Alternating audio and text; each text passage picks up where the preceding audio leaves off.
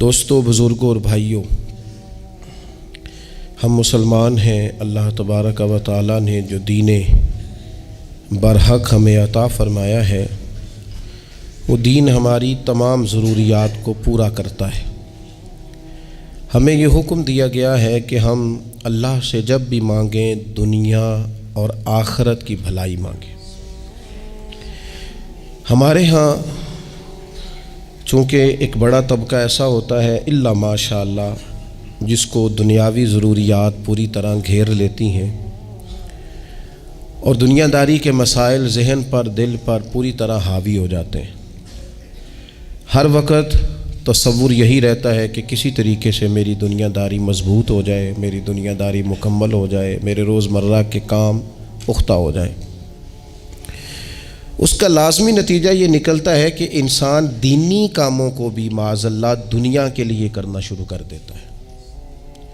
کعبۃ اللہ میں جا کر بھی، بیت اللہ شریف کا طواف کر کے بھی، حجر اسود کے بوسے کے بعد بھی، مقام ابراہیم پر نفل پڑھنے کے بعد بھی، حتیٰ کہ نبی اکرم صلی اللہ علیہ وسلم کی بارگاہ عالی مرتبت کی حاضری کے دوران بھی الا ماشاء اللہ لوگ دنیا ہی مانگتے رہتے ہیں۔ میرا فلانا کام ہو جائے، میرے بچوں کے معاملات سنور جائیں، فلاں کا مستقبل بہتر ہو جائے۔ دنیا کی خیر اللہ سے مانگنا برا نہیں، لیکن صرف دنیا ہی مانگنا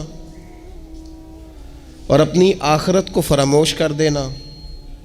اللہ فرماتے ہیں وَالْآخِرَةُ خَيْرٌ وَأَبْقَىٰ، آخرت تمہارے لیے بہتر بھی ہے اور ہمیشہ باقی رہنے والی بھی ہے۔ قرآن مجید نے سورہ بقرہ کے اندر قریش مکہ کی اس عادت کا ذکر کیا ہے۔ فرمایا جب وہ حج کرتے تو ان کا طریقہ یہ تھا کہ وَمِنَ النَّاسِ مَن يَقُولُ رَبَّنَا آتِنَا فِي الدُّنْيَا، ان میں سے کچھ لوگ یہ کہا کرتے تھے کہ یا اللہ ہمیں دنیا عطا کر دے، ہمیں دنیا دے دے۔ رب فرماتا ہے وَمَا لَهُ فِي الْآخِرَةِ مِنْ خَلَاقٍ، ان لوگوں کا آخرت میں کوئی حصہ نہیں۔ مانگی بھی ہے تو صرف دنیا، حج کر کے بھی دنیا، اللہ کے گھر جا کے بھی دنیا، شیخ کا بیعت ہو کے بھی دنیا، دینی محفل سے مراد بھی یہ، دینی اجتماعات کر کے بھی، دینی مدارس قائم کر کے بھی، خانقاہ کا، مسجد کا ماحول بنا کے بھی، اس سے بھی مطالبہ فقط دنیا کا۔ ان کفار کی اس عادت کو ذکر کر کے ہمیں سمجھایا گیا کہ جو فقط دنیا مانگتا ہے اس کا آخرت میں کوئی حصہ، اور فرمایا کچھ لوگ ایسے ہیں وَمِنْهُمْ مَنْ يَقُولُ رَبَّنَا آتِنَا فِي الدُّنْيَا حَسَنَةً، اچھا انہوں نے دنیا بھی مانگی تو صرف دنیا مانگی، حسنہ نہیں مانگی۔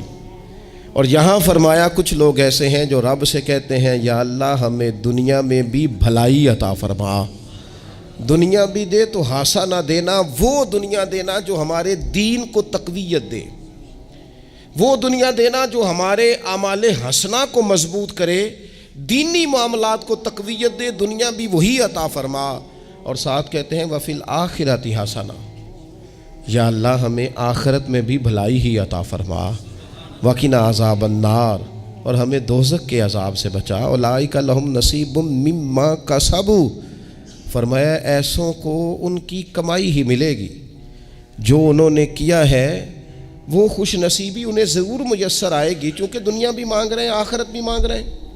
ہمیشہ کوئی بھی کام کریں کسی قسم کا بھی، اس میں یہ دیکھیں کہ کیا اس میں میرے لیے کوئی ذخیرہ آخرت بنے گا، کیا یہ کام میری قبر میں، حشر میں، قیامت میں میرے لیے کوئی فائدہ مند ہوگا۔ میں بڑے درد سے عرض کرتا ہوں بعض لوگ دینی کام کرتے ہیں اور ان سے جب سوالات کیے جاتے ہیں تو وہ بعض اوقات تکلیف دہ معاملہ ہو جاتا ہے کہ اس دینی کام کے پیچھے بھی وہ والا خلوص نہیں جو ایک مسلمان کا رب و رسول کے ساتھ ہونا چاہیے، اس دینی کام کے پیچھے بھی کچھ دنیاوی مقاصد موجود ہیں۔ تو اگر بڑی پگڑی اور بڑے جبے کے پیچھے بھی ایک دنیا دار چھپا ہوا ہو، لوگوں کو تو دھوکہ دیا جا سکتا ہے، رب و رسول کو تو نہیں نہ دیا جا سکتا۔ وہاں تو دلوں کا خلوص ہی پہنچتا ہے، وہاں تو نیتوں کا حسن ہی پہنچتا ہے۔ تو اللہ تبارک و تعالیٰ سے جب بھی سوال کیا جائے دنیا اور آخرت کی بہتری کا سوال کیا جائے۔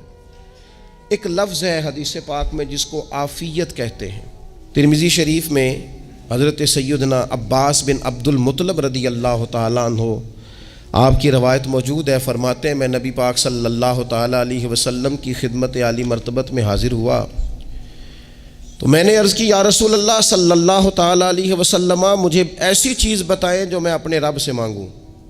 چیز مانگنی ہوتی ہے نا، بعض اوقات موقع ملتا ہے تو کئی دفعہ انسان امتحان میں آ جاتا ہے کہ اب مجھے موقع مل گیا ہے، مجھے کہا گیا کچھ مانگ لو تو بھلا میں کیا مانگوں۔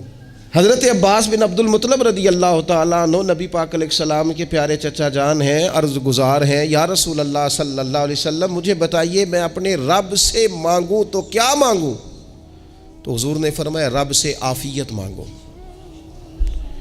کہتے میں کچھ دن رکا، کچھ دنوں کے بعد پھر حاضر بارگاہ ہوا اور عرض کی یا رسول اللہ صلی اللہ تعالیٰ علیہ وسلم، مجھے بتائیے میں اپنے مالک سے مانگوں تو کیا مانگوں؟ تو حضور نے پھر فرمایا اللہ سے مانگنا تو عافیت مانگنا۔ بزرگ فرماتے ہیں یہ عافیت کیا ہے؟ عافیت یہ ہے کہ یا اللہ ظاہری پریشانیاں، باطنی پریشانیاں، اے اللہ ظاہر کے میل کچیل بھی دور ہو جائیں، باطن کے بھی دور ہو جائیں، اے اللہ ہر معاملے میں، ہر آزمائش میں، ہر دکھ میں ہمیں تیری پناہ نصیب ہو جائے۔ یہ عافیت ہے۔ اور صوفیہ کرام فرماتے ہیں عافیت سے بڑی نعمت کوئی نہیں اگر کسی کو میسر آئے تو، عافیت سے بڑا حسن کوئی نہیں اگر کسی شخص کو یہ نصیب ہو جائے۔ اور ایک اللہ والے نے تو ایک اور بڑا خوبصورت ترجمہ یہاں کیا ہے، وہ کہتے ہیں عافیت کا مطلب ہے دل کا قرار، عافیت کا مطلب ہے باطن کا سکون، عافیت کا مطلب ہے انسان کے مزاج کا حوصلہ، ٹھنڈک، بردباری۔ جس بندے کو عافیت نصیب ہو جاتی ہے گویا اللہ اسے سکون کی دولت عطا فرما دیتا ہے، تھوڑے پیسوں میں بھی سکون، بغیر شہرت کے بھی سکون، کوئی بات مان لے تب بھی سکون، کوئی دھتکار دے پھر بھی سکون، لوگوں کی گڈ بک میں ہو پھر بھی سکون، اور اگر لوگ سارے مخالفت میں آ جائیں تو چونکہ اللہ نے عافیت دی ہے پھر بھی سکون۔ اللہ تعالیٰ نے ان لوگوں کو قرار کی دولت، اللہ سے عافیت مانگی جائے، اس میں دنیا کی بھی بھلائی شامل ہے، آخرت کی بھی بھلائی شامل۔ نبی اکرم صلی اللہ تعالیٰ علیہ وسلم توجہ دلاتے کہ اللہ سے تم عافیت مانگو۔ ہمارا نا جی، کیونکہ سب سے بڑا مسئلہ روحانی تربیت کا ہے، ہمارے ہاں باتیں ڈھیر سارے لوگوں کو آتی ہیں اور بہت زیادہ آتی ہیں، منصوبہ بندی کرنا، پلاننگ کرنا، اپنے معاملات کو خود سے کیسے لے کے چلنا ہے، کیسے ٹھیک کرنا ہے، اپنے حق میں دنیا کو کس طرح قائل کرنا ہے، یہ ڈھیر سارے لوگوں کو آتا ہے، اور اپنے حق میں دلائل کس طرح قائم کرنے ہیں، اس میں بہت سارے لوگ خود کفیل ہوتے ہیں، انہیں کسی سے مشاورت کی بھی ضرورت نہیں ہوتی۔ لیکن اللہ کی بارگاہ سے اپنا رشتہ کیسے جوڑنا ہے، مالک سے کرم کا سوالی کس طرح کر کے ہونا ہے، اللہ سے عافیت کا سوال کیسے کرنا ہے، یہ چونکہ روحانی تربیت میں ہمارا مزاج نہیں ہوتا لہذا ہم اس طرف جاتے نہیں، ہم وہ اپنی مرضی کی چیزیں، یعنی وظیفہ پوچھ کے گئے ایک صاحب، کچھ عرصے کے بعد آئے ہیں تو آ کے کہتے ہیں مولانا صاحب، پیر صاحب یا قاری صاحب یا فلاں صاحب، کسی سے بھی پوچھ کے گئے کس چیز کو نیک آدمی جانا، پھر لوٹ کر آ کے کہتے ہیں کہ آپ نے وظیفہ بتایا تھا پر کام کوئی نہیں ہوا۔ تو میں تو صاف کہتا ہوں اور کھلے دل سے کہتا ہوں کہ بھئی وظیفہ آپ کو بتایا تھا کہ اللہ کی رحمت متوجہ ہوگی، خدا کی رحمت کو آواز دینے کے لیے وظیفہ دیا تھا، کوئی بھی وظیفہ رب کو مجبور تو نہیں نہ کر سکتا معاذ اللہ۔ اور وظائف کس لیے پڑھے جاتے ہیں کہ جلدی سے معاملات ٹھیک ہو جائیں، میرے حق میں چیزیں بہتر ہو جائیں، تو اللہ کی رضا کے لیے پڑھے جاتے ہیں۔ تو وظائف کو، عبادات کو، نوافل کو، تلاوت کو، درود پاک کو تو رضا الہی کا ذریعہ بنانا چاہیے، لیکن ہم چونکہ ایک پورا الجھاؤ رکھتے ہیں اپنی دنیا داری کے معاملات سیدھے کرنے میں، ایک پورا خیر رکھتے ہیں، وہ لوگ ملتے رہتے ہیں مختلف بزرگوں کی نسبت کے تعلق سے، تو بعض جگہوں پہ بعض لوگ بڑے تیز ہوتے ہیں، یعنی ان سے آپ کی ملاقات ہوتی ہے تو بندے کو محسوس ہوتا ہے کہ یار اسے تو پہلے ہی ساری باتوں کا پتہ ہے، اور کئی دفعہ ان سے ملنے کے بعد احساس ہوتا ہے کہ یار اس سے تو تھوڑا سیکھ ہی لیتے تو بہتر تھا، یہ تو بات بڑی آگے نکل گئی، سارا پتہ ہوتا ہے، باشعور ہوتے ہیں، لیکن ڈر آتا ہے اللہ سے۔ اتنا باشعور آدمی، سمجھدار، پنچایت، پریا، لوگ، دین، دنیا سارا پتہ ہے، نماز کا ٹائم آ گیا تو وہ چھپتا پھرتا ہے، اس کی طبیعت پر بوجھ بن رہا ہے معاذ اللہ اللہ کے حضور حاضر ہونا، اسے خیر کا کام کرنا پڑ رہا ہے تو وہ ادھر ادھر نکلتا جا رہا ہے۔ تو سوال یہ ہے کہ پھر یہ شعور کا کیا مطلب رکھا ہوا ہے ہم نے؟ پھر اللہ سے دعا کرنے کی ضرورت نہیں۔ وہ حضرت عارف رومی رحمۃ اللہ تعالی علیہ فرمایا کرتے تھے بعض لوگوں کو رب سارا کچھ دیتا ہے، سجدے کی توفیق نہیں دیتا۔ اس کا مطلب یہ ہے کہ وہ کہتا ہے یہ سارا کچھ لے اور نکل جا، میرے گھر نہ آنا، رکھ سارا کچھ پاس۔ رب سے عافیت مانگی جائے، اس سے اس کا فضل مانگا جائے، اس سے اس کا کرم مانگا جائے۔ اللہ کے پیارے رسول صلی اللہ تعالی علیہ وآلہ وسلم اس عافیت مانگنے پر زور دیتے، توجہ دیتے۔ میں آپ کو صحیح بتاتا ہوں، رب نے اگر کسی بندے کو عافیت میں رکھا ہو نا تو حالات کیسے بھی برے چل رہے ہوں اس کا بگاڑ کچھ نہیں سکتے۔ اور اللہ تعالیٰ معاف کرے، 100 دفعہ خاکم بدہن، اگر کسی وقت اس کے کرم کی نگاہ پھر جائے تو پھر سارے اسباب سمیت بھی انسان اپنے پیروں پہ کھڑا نہیں رہ سکتا۔ اس سے جب تک طلب کرم نہیں ہوتا، طلب عافیت نہیں ہوتی، اس کی بارگاہ سے جب تک بندہ مومن پورا رجوع نہیں کرتا، یہ عافیت اتنی اعلیٰ چیز ہے کہ نبی پاک علیہ السلام نے فرمایا اذان اور اقامت کے درمیان جو وقت ہوتا ہے اس میں دعائیں رد نہیں ہوتی۔ دعا مانگا کرو گے تمہاری اللہ اپنے فضل سے قبول کر لے گا۔ عرض کی یا رسول اللہ کیا مانگے؟ تو فرمایا عافیت مانگو رب سے۔ حضرت انس بن مالک حدیث کے راوی ہیں رضی اللہ تعالیٰ عنہ، یہاں بھی فرمایا یہ عین قبولیت کا ٹائم ہے، اب اللہ سے عافیت مانگ لو، اس کی پناہ۔ ہم دعاؤں میں بھی محدود ہو جاتے ہیں۔ رب دا طالب کوئی نہ ملیا، جو ملیا طالب زردہ ہو، دعاؤں میں بھی حد بندی۔ بعض اوقات بچے بھی تربیت کرتے ہیں نا، ایک مولانا ہیں ان کا خیال ہے کہ انہوں نے مجھ سے کچھ پڑھا ہے تو کبھی کبھی استاد جی کہہ دیتے ہیں، بہت پرانی بات ہے، انہوں نے مجھے فون کیا کہ اگر آپ کبھی تشریف لائیں، تو میں نے کہا پتر دعا مانگ اللہ کو چھوٹی جی گڈی دے وے۔ تو اس بچے نے میری بڑی تربیت کی، کہنے لگا استاد جی اللہ کو لو منگنی یہ تو وڈی ساری منگو، آپ نے محدود کیوں کیا کہ بھئی یہ چھوٹی سی اللہ گاڑی کیوں اللہ چھوٹی دے، رب دے تو بڑی دے اور رحمت سے دے، اللہ سے مانگنی ہے نا جی۔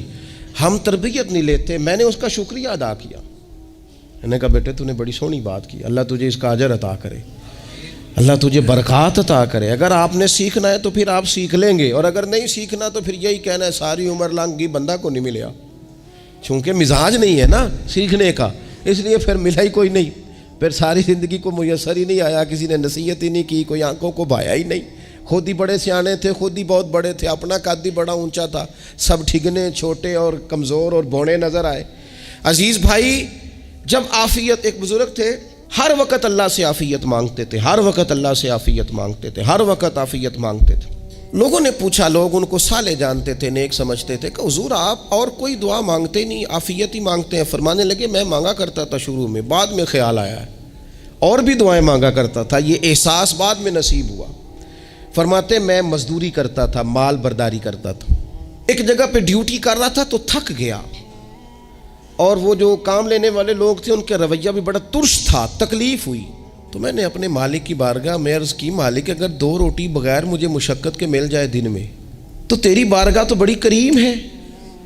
کہتے ہیں میں نے یہ دعا مانگ لی، ذرا میں تھوڑا آگے بڑھا تو 2 بندے آپس میں لڑ رہے تھے، میں ان کی صلح کرانے کے لیے، انہیں بچانے کے لیے آگے بڑھا، تو میں جس کو چھڑا رہا تھا دوسرے نے میرے اوپر ضرب لگا دی، میرا بھی سر پھٹ گیا۔ تھوڑی دیر کے بعد وہاں پولیس آ گئی، وہ تینوں کو لڑنے والا سمجھ کے اٹھا کے لے گئے، مجھے جیل ہو گئی۔ 2 روٹیاں بغیر مشقت کے روز ملنی شروع ہو گئی۔ دعا مانگی تھی نا کہ یا اللہ 2 روٹیاں مل جائے نا بغیر مشقت کے، کہتے ہیں وہ 2 روٹیاں روز ملتی، کوئی کام نہیں کرنا پڑتا تھا، پر جیل ہو گئی۔ فرماتے ہیں میں بڑا پریشان تھا، روز روٹیاں پابندی سے آتی اور بہترین آتی، کھانا ملتا۔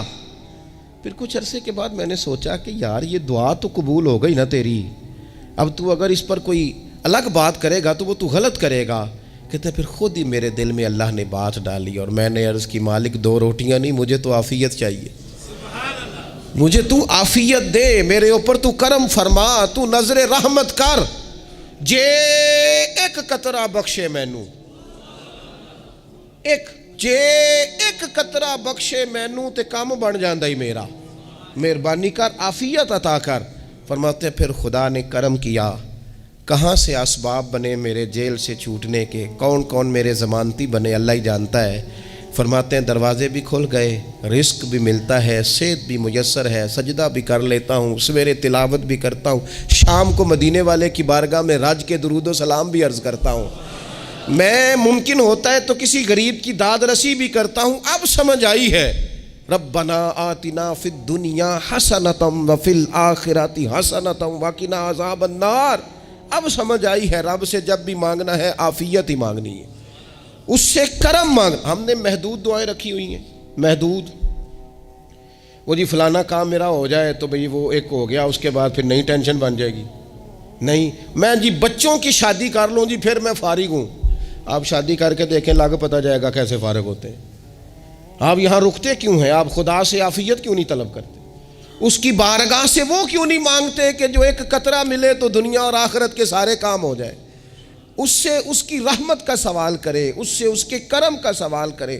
اللہ کی بارگاہ میں بھی حاضر ہونا اور جچی تلی اور جناب ناپ تول کر اور محدود چیزوں کا سوال کرنا، مالک سے مانگیں، اور وہ جب دیتا ہے تو دیتا بھی بے حساب ہی ہے۔ وہ جب عطا کرتا ہے تو کرم کے دروازے کھول کے عطا کرتا ہے، ورنہ تو ایک الجھن سے انسان نکلتا ہے دوسری میں الجھ جاتا ہے، ایک گتھی کو سلجھاتا ہے۔ پھر اقبال رو پڑے تھے، کہنے لگے میں عقل کی گتھیاں سلجھا چکا ہوں، یا رب مجھے صاحب جنوں کر دے۔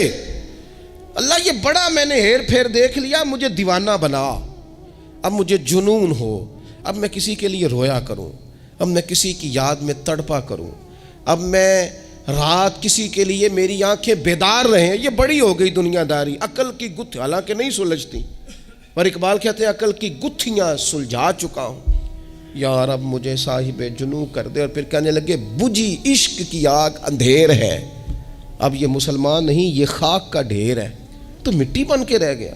کیا کہاں اپنی ساری توجہات کا قبلہ کس چیز کو؟ میرے عزیزو، اللہ سے عافیت۔ نبی پاک علیہ الصلوۃ والسلام نے ایک شخص سے پوچھا کیا دعا مانگ رہے ہو؟ تو اس نے کہا یا رسول اللہ میں اللہ کی بارگاہ میں صبر کا سوال کر رہا ہوں۔ تو حضور فرمانے لگے صبر تو مصیبت پر ہوتا ہے۔ یا رسول اللہ پھر کیا مانگوں؟ آپ ان جملوں اور لفظوں کی گہرائی کو سمجھیں، صبر کے لیے تو پہلے مصیبت آئے گی، پھر صبر آئے گا۔ تو یا رسول اللہ کیا مانگوں؟ فرمایا تو رب سے عافیت مانگ۔ مانا کیا ہے؟ مصیبت آئے کیوں؟ اللہ تجھے اپنی حفاظت کے حصار میں لے لے، وہ وقت ہی کیوں آئے کہ جب تیری طبیعت الجھ جائے، جب تو پریشان ہو جائے، جب تو تو اللہ سے عافیت مانگنا۔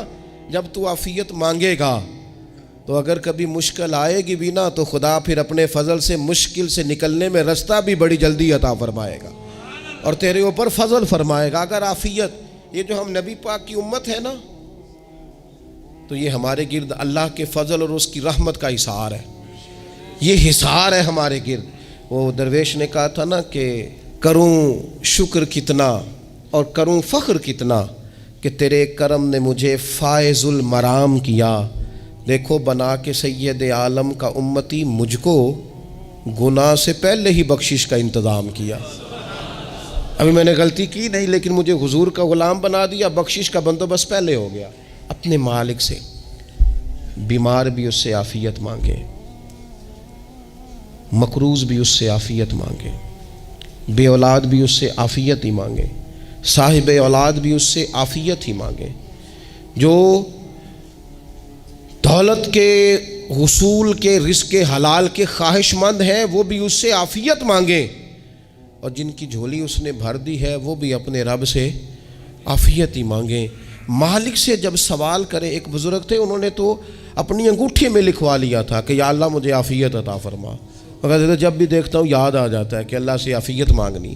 اپنے مالک کی بارگاہ کے اندر دیکھو، میں نے دیکھا ہے وہ کسی نے کہا تھا کہ تیری خواہش ہے کہ وہ تیری آرزو کرے پوری، اور میری خواہش ہے کہ تیری آرزو بدل جائے۔ کچھ لوگ ایسی خواہشات بھی لے کے آتے ہیں کہ جو پوری نہ ہو تو بہتر ہوتا ہے، اس لیے آپ کو پتہ ہے موت مانگنا جائز نہیں دین میں. مصائب سے گھبرا کر، مشکلات سے گھبرا کر، زندگی کے مد و جزر سے پریشان ہو کر موت کا سوال کرنا جائز نہیں. کس طرح جائز ہے؟ ان لفظوں کے ساتھ دعا کر سکتا ہے کہ یا اللہ جب تک میری زندگی بہتر ہے مجھے زندہ رکھ، اور جب میرا دنیا سے جانا بہتر ہے پھر تو مجھے اپنی بارگاہ میں بلا لے. یہ بھی کیا ہے؟ یہ بھی عافیت کا سوال ہی ہے کہ یا اللہ رکھ بھی تب تک جب تک رہنا بہتر ہے. نبی پاک نے بھی ارذل العمر ہونے سے پناہ مانگی. ہمارا یہ مزاج بن گیا ہے کہ ہم اپنے حق میں ایسی چیزوں کا سوال کر رہے ہوتے ہیں جو کئی دفعہ ہمیں مل جائیں تو ہمارا نقصان کریں. قرآن حکیم ایک جگہ پہ اللہ کریم نے فرمایا ہے کہ اگر سب لوگوں کو مال دے دوں تو بغاوت کریں، فساد ہو جائے. کیا مانا؟ کہ اپنا نقصان کر بیٹھے لوگ. ہم اپنے مالک کی بارگاہ میں بعض ایسی چیزوں کے سوالی ہیں کہ جو ہمارے لیے ٹھیک نہیں ہے، ہمیں اس کے کرم پر چھوڑنا ہے، اس سے عافیت مانگنی. اور بعض لوگ، کیونکہ میں کہہ چکا ہوں شروع میں کہ ہماری دینی روحانی تربیت نہیں ہوتی اور ہم کہیں سے باقاعدہ اسباق لینے کے قائل ہی نہیں ہوتے، پوری تربیت کا ہمارا مزاج نہیں ہوتا، اپنی عقل اور اپنا شعور اور اپنے حساب سے ہم زندگی کو بتانا چاہتے ہیں. اور یہ جو میرا دور ہے یہ ویسے ہی الجھا ہوا زمانہ ہے، اللہ ماشاء اللہ، پتہ نہیں کوئی کیا بول رہا ہے، کوئی کیا کہہ رہا ہے، ایسے جیسے کوئی میلہ لگا ہوا ہے اور کان پڑی آواز سنائی نہیں دے رہی. جس کی دکان پر کوئی گاہک نہیں وہ بھی کہہ رہا ہے لائنیں بنا لو. ایسا الجھا ماحول ہے اور ایسی آزمائش ہے کہ لوگ بیچارے پریشان ہیں. دیکھیں جب تربیت کے ساتھ انسان آگے بڑھتا ہے نا، ہمارے پاس مقتدا ہے اللہ رسول کا کلام، ہمارا پیشوا ہے رب رسول کا فرمان. جب ہم کتاب و سنت کی روشنی میں آگے بڑھتے ہیں تو پھر ہمارے لیے منزل آسان بھی ہوتی ہے اور قریب بھی ہوتی. پھر ہمارے لیے آگے کی طرف سفر کرنا، آگے بڑھ جانا یہ آسان ہوتا ہے. آپ غور کریں جو لوگ دنیا میں کامیاب رہے، بھلا کس طرح کامیاب رہے؟ وہ اس طرح کامیاب رہے کہ انہوں نے نا اپنے رب سے عافیت مانگی. اللہ تعالیٰ نے خود بخود ان کے لیے رستے بنائے. آپ تاریخ پڑھیں گے بعض لوگوں کی تو لگ نہیں رہا تھا کہ وہ اتنی کامیابی حاصل کریں گے. دیکھ لیں آپ حضرت غوث اعظم جیلانی رضی اللہ تعالیٰ عنہ بغداد شریف تشریف لاتے ہیں تو ان کی کیفیت یہ ہے کہ پتے کھا کے گزارا کرنا پڑتا ہے. یعنی پیچھے کوئی ایسا بیک گراؤنڈ کسی کا بنایا ہوا ادارہ، کوئی بڑی خانقاہ، کوئی بڑے لمبے چوڑے والد صاحب کے مریدین، کوئی بڑا لمبا سلسلہ نہیں مل رہا. ان کو بظاہر پتے کھا کے گزارا کرنا پڑتا ہے، لیکن چونکہ وہ نکلے ہیں اللہ کی مدد کے ساتھ، انہیں اللہ نے تائید دی ہے، فضل فرمایا ہے، تو نتیجہ یہ نکلا ہے کہ 70 ہزار بندہ ایک ایک وقت میں تربیت لینے کے لیے ان کے سامنے موجود ہے. یہ اللہ نے اسباب بنائے ہیں، کیونکہ جب رب عافیت عطا کرتا ہے تو پھر اللہ اسباب بھی پیدا فرماتا ہے. ہمارا ذہن تو تھک جاتا ہے سیاست کرتے کرتے. ہم تو جناب پوری ترتیب سے ہمیں سلیقہ آتا ہے کس طرح کر کے کس بندے کو کیسے قائل کرنا ہے. پورے طور پر ہم وہ ساری زندگی سیاست کرتے رہتے ہیں. وہ خاندانوں میں بھی چلتی ہے، گلی محلے میں بھی چلتی ہے، دوستوں میں بھی چلتی ہے، اور بعد میں پتہ چلتا ہے کہ یہ پتے کھیل کون رہا تھا، اصل میں صلح کرانے والا تھا کہ لڑائی کرانے والا تھا. یہ سب کا خیر خواہ تھا، یہ سب کی ذہن کے اندر فطور کی آمیزش ہی اس شخص کی وجہ سے تھی. ہم چونکہ وہ خاص عافیت اللہ سے نہیں مانگتے، ہماری مخصوص سیاست ہوتی ہے سبھی کو راضی رکھو. اس کا نتیجہ یہ نکلتا ہے کہ ایک ٹائم آتا ہے کوئی بھی راضی نہیں رہتا. ہم اگر اپنے مالک کی طرف رجحان کریں اور اللہ نے جو ہمیں شعور دیا ہے اس شعور کو لے کر اللہ کی بارگاہ کی طرف بڑھیں. آپ یقین کریں اعلیٰ حضرت بریلوی رحمۃ اللہ علیہ کی کتابیں ہیں، ایک ایک کتاب پر پی ایچ ڈی ہو رہی ہے، اور انہوں نے 150 سال پہلے بیٹھ کر جو کچھ لکھا تھا بئی نہیں لفظ بلفظ اس کی ضرورت آج محسوس ہو رہی ہے اور آنے والے وقت میں بڑھ رہی ہے. لیکن ان کے پاس کوئی ٹیم نہیں تھی، 50 لوگ نہیں تھے جو ان کے پاس بیٹھ کے لکھواتے، اپنا پریس نہیں تھا، ایسے لوگ نہیں تھے کہ جن کو پتہ ہوتا کہ کتاب ہم کل چھاپیں گے اور اتنے فیصد یہ مارکیٹ میں نکل بھی جائے گی. ایسا کچھ نہیں تھا. کیا تھا؟ اللہ کی مدد ساتھ تھی، تائید ایزوی ساتھ تھی، اللہ نے اپنی عافیت میں رکھا تھا. وہ قرآن مجید کی آیت کا ترجمہ کرتے ہیں نا اعلیٰ حضرت اہدنا الصراط المستقیم، یا اللہ ہمیں سیدھی راہ پہ چلا.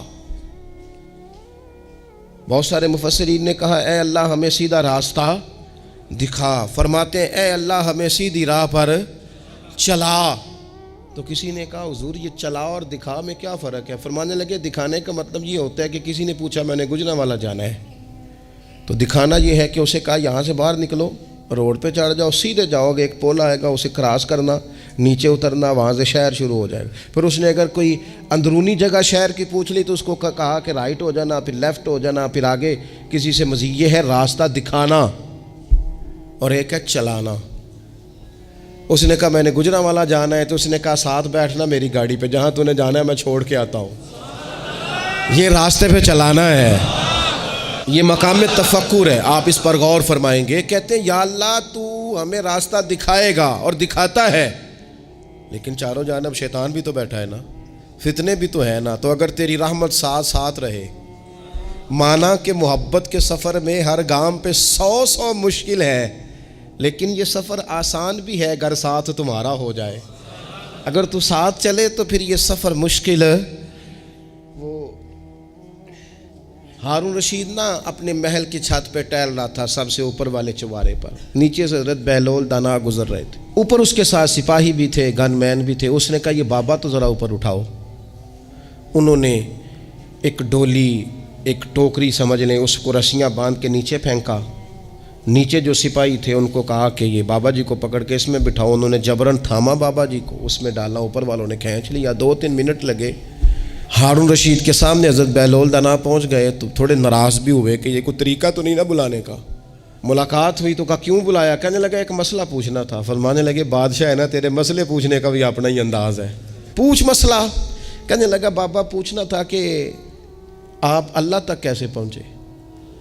حضرت بہلول دانا چپ کر گئے۔ 2-4 منٹ کے بعد کہنے لگے جس طرح ابھی زمین سے تیرے تک نہیں پہنچا، بالکل اسی طرح ہی پہنچ گیا ہو رب کریم کی بارگاہ تک، اور وہ بھی جو اس نے کرم فرمایا ہے، ورنہ میں تو نہیں سمجھتا کہ میں پہنچ گیا ہوں، وہ بھی اگر تیری خوش گمانی ہے۔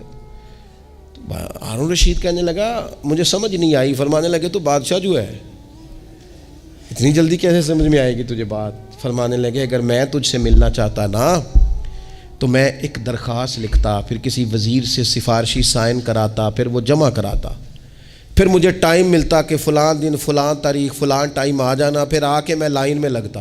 پھر بھی تو بادشاہ ہے، تیرا موڈ بنتا ملنے کا کہ نہ بنتا؟ جب میں چاہتا تو پتہ نہیں کتنا ٹائم لگ جاتا، جب تو نے چاہا ہے نا تو 1 منٹ بھی نہیں لگا۔ فرمانے لگے میں نے دعویٰ ہی نہیں کیا کہ میں جد و جہد کر کے پہنچوں گا، میں نے تو رب کی بارگاہ میں عاجزی کی ہے، پھر رب نے ہی کرم فرمایا ہے، اسی نے مہربانی کی ہے۔ مانا کہ محبت کے سفر میں ہر گام پہ 100 مشکل ہے، لیکن یہ سفر آسان بھی ہے اگر ساتھ تمہارا ہو جائے۔